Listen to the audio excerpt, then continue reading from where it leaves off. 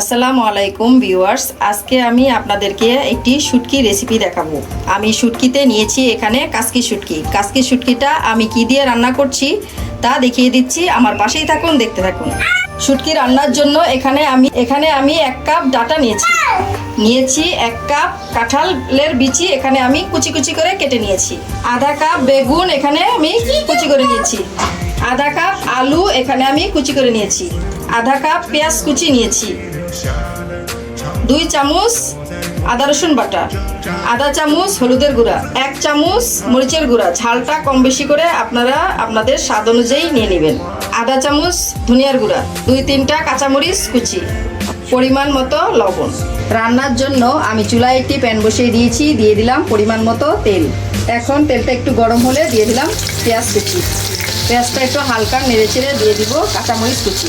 এখন আমি পেঁয়াজ আর কাঁচামরিচ হালকা বাদামি করে ভেজে নেব কিছুক্ষণ। পেঁয়াজগুলো আমার হালকা ভাজা হয়ে গেছে। এখন দিয়ে দিব আদা রসুন বাটা।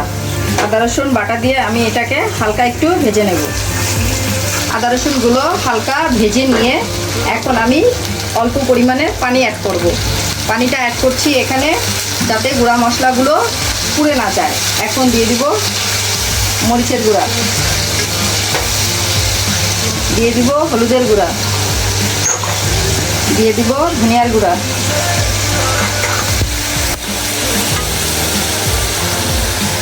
পরিমাণ মতো লবণ এখানে দিয়ে ভালো করে নেড়েচেড়ে কষিয়ে নেব কিছুক্ষণ।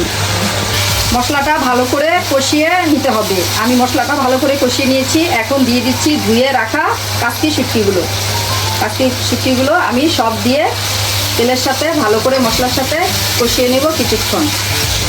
শুটকিটা ভালো করে কষিয়ে এখানে আমি দিয়ে দিচ্ছি আগেই কাঁঠাল বিচিগুলো, কারণ একটু সিদ্ধ হতে সময় লাগে, তাই আমি কাঁঠালের বিচিগুলো আগে দিয়ে দিচ্ছি। এটাও ভালো করে এটার সাথে কষিয়ে নিচ্ছি। তারপর দিয়ে দিব কেটে রাখা ডাটাগুলো দিয়ে নেড়ে চেড়ে দিব কিছুক্ষণ। এখন দিয়ে দিব আলু, বেগুন, সবগুলো সবজি একসাথে দিয়ে ভালো করে নেড়ে চেড়ে মশলাটা কষিয়ে নিতে হবে। এই যে আমি সুন্দর করে সবগুলো সবজির সাথে কষিয়ে নিলাম কিছুক্ষণ। তারপর দিয়ে দিব পরিমাণ মতো পানিটা দিব যাতে সবজিটা সুন্দর মতো সিদ্ধ হয়ে যায়।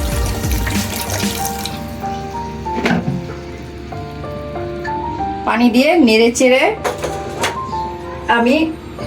নেড়েচেড়ে ঢেকে দেব কিছুক্ষণের জন্য।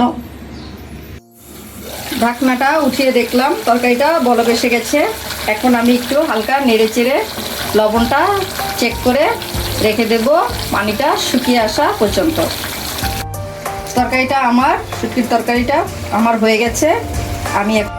তৈরি হয়ে গেল মজাদার কাচকি শুটকির পাতুরি বা তরকারি। আমার রেসিপিটি যদি ভালো লেগে থাকে তাহলে লাইক, কমেন্ট এবং শেয়ার করতে ভুলবেন না। আর যারা সাবস্ক্রাইব করেছেন তাদেরকে অসংখ্য ধন্যবাদ।